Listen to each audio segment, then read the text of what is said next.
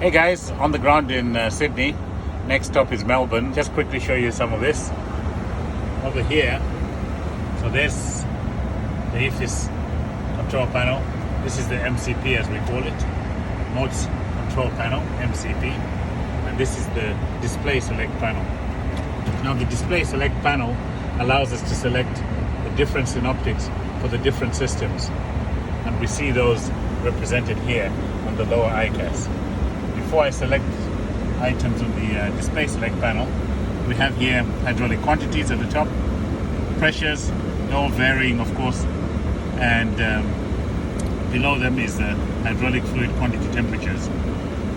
APU is running, and that's the N1, N2 and so on, and the oxygen for the crew and the passengers, and the battery charge for the main battery and the APU.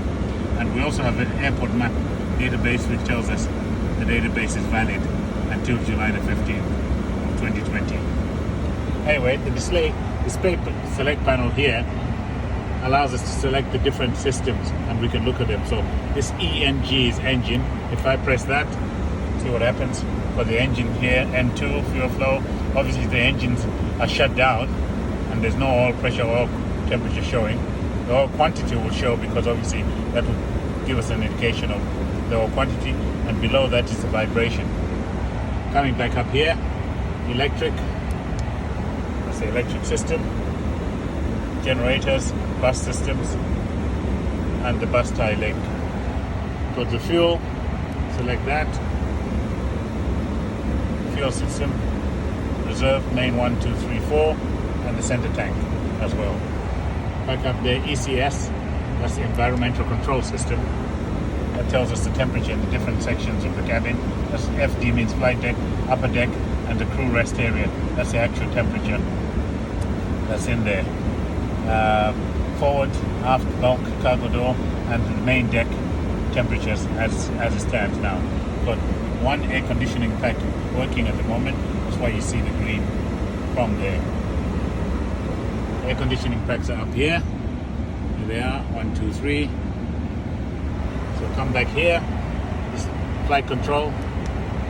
Flight control gives us a flight control page. And we use this as we taxi out to check the flight controls. And it also indicates hydraulics. If they were pressurized, these would all be green. And you can also have an indication of the stabilizer trip, although we normally use this view here, 8.7.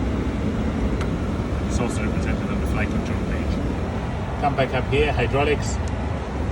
Gives me all the hydraulic systems, and you can also see here the systems that are controlled by which hydraulic system. For example, hydraulic system number 1